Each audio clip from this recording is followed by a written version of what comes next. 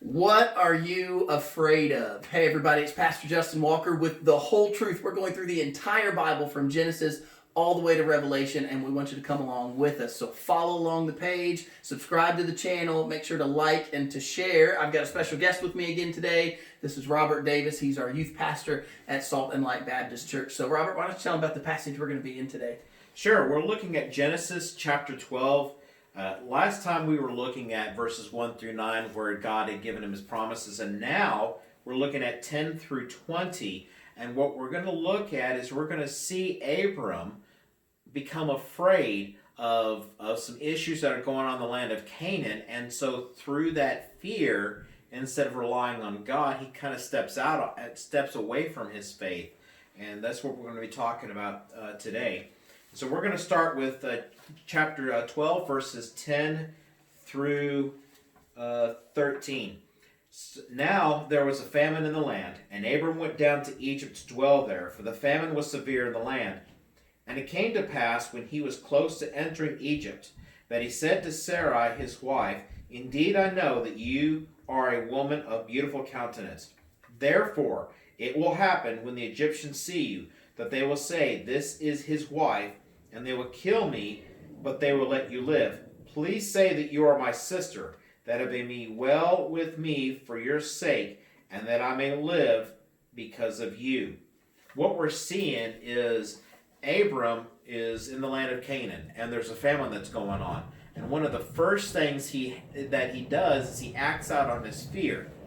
He's afraid that God's not going to provide during this time of famine, and so he decides to pack up his family and move away from the promised land and into Egypt. And we see later on that he begins to be afraid of what the Egyptians are going to do to him about when they find out that this is his wife. And so he perpetuates this lie to Sarah and says, "Please tell them that you are my sister instead of my wife, so that way I may live." Now, and the thing I would point out too would be, does Abram have anything in his life that would say different than what his fear is? And certainly he does. He has the promise that God gave him. We just saw from yesterday's video in chapter 12 and verses 1 through 9, we just saw as God made a promise to Abraham, and that promise was what? You're going to be the father of a great nation, that your descendants are going to be given this land, that I'm going to bless those who bless you and curse those who curse you. So if God has made this promise and said, "I'm going to bless those who bless you and I'm going to curse those who curse you," then it seems unreasonable, at least from an outsider's perspective, looking back at these texts, it seems unreasonable to see Abraham saying, "I'm scared that the Egyptians are going to kill me for my wife's sake," if God has already told him, "I'm going to bless those who bless you and I'm going to curse those who curse you." And also the same thing, to die from a famine would be a little bit unreasonable, considering that God has, it's reasonable to be fearful of a famine. I'm not saying that that's an easy thing. But obviously, God has a plan for him, and that plan was to bring his descendants into the land. And God can't bring the descendants into the land if Abraham is dead. So obviously, God's not going to kill Abraham. Or what we're seeing here is that Abraham his fear is unsubstantiated. It's not a legitimate fear, and I'd say the same thing for us. We have a tendency to let our fear get a hold of us, and we start to think the unreasonable. We start to think the worst case scenario. And instead, what we really ought to be doing is putting our faith in God. Our trust should be in him and in his promises and what he's told us. And so our faith rests in the Lord, not in our circumstances and what we're seeing around us. And one thing that I would point out is sometimes in our own fear, we begin to act out in very unreasonable manner. Mm-hmm. We sometimes will get ourselves into debt, being afraid if we can't go out and we can't live the lifestyle that maybe we want to, or what have you. But sometimes we act out just like what Abram did. We do these things that are just sometimes way out in left field in response to our own fear. Yeah, so we would say to that, don't let fear drive you. Don't let fear drive you out of the blessings that God's given you. Mm-hmm. Remember, Abram was told in the first verse, "Go to a land I'm going to show you," but he wasn't told where that land was. He gets into Canaan, and God fulfills that. Abraham was obedient, and God said, he made good on that and said, "Hey, this is the land that I'm going to give to you and your descendants. This is where the blessing is. It's here in Canaan." And Abraham left that blessing because of the fear. And then he lies to Pharaoh, and he'll have to answer to that here in a moment, because he let his fear drive him. So we would say, don't let your fear drive you, but trust that you're safe in the promises that God's given you. Let's look on. Look at what happens next. This comes out of verse 14 now. So this is Genesis chapter 12 and verse 14. And so it was when Abraham came into Egypt that the Egyptians saw the woman, that she was very beautiful. The princes of the Pharaoh also saw her and commanded her to Pharaoh. And the woman was taken to Pharaoh's house, and he treated Abram well for her sake. He had sheep, oxen, male donkeys, male and female servants, female donkeys, and camels.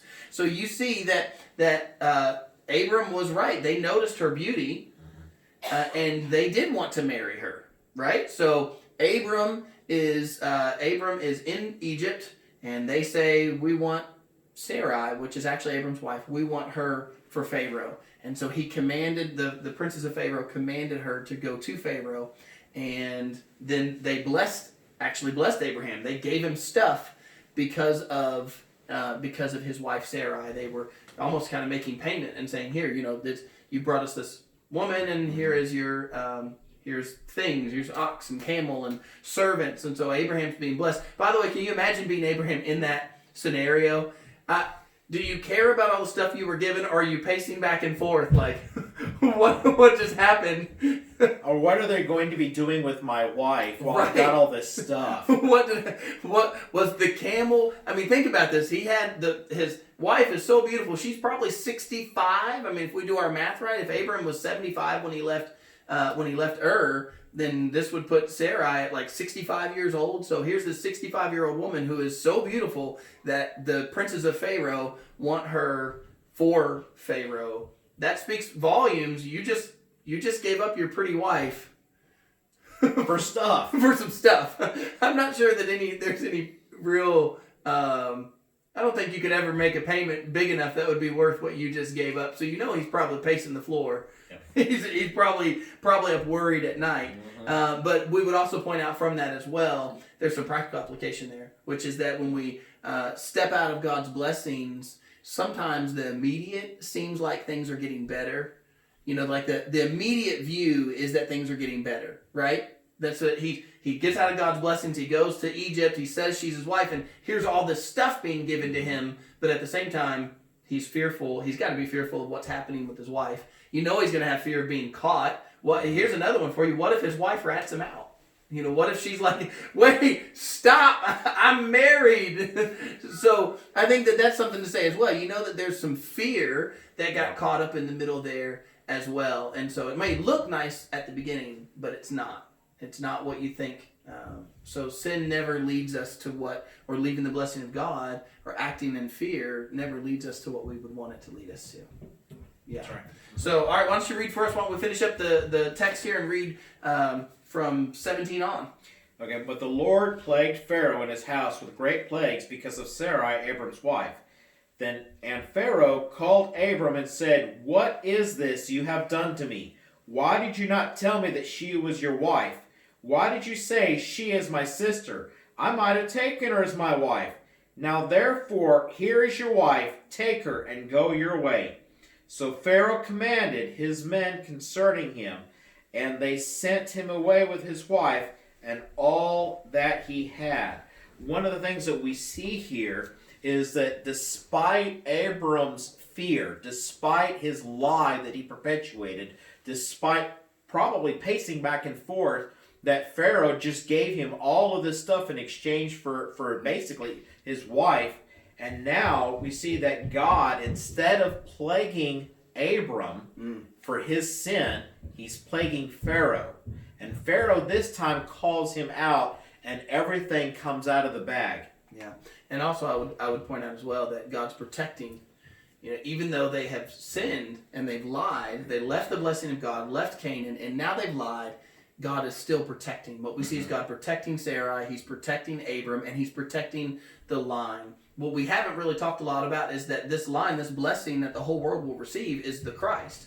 Christ will come through the line of Abraham. And so God is protecting that line when it comes to Pharaoh. He is protecting so that Sarai doesn't become pregnant with with another child, or just in the fact of being defiled. So God is protecting her, even though they've stepped out of His blessings, which speaks volumes for us as well, because that's the way God treats us. God's promises are not dependent on us. Now, there are those covenants that are conditional covenants. There are the covenants that God makes that He says, if you do this, I'll do this.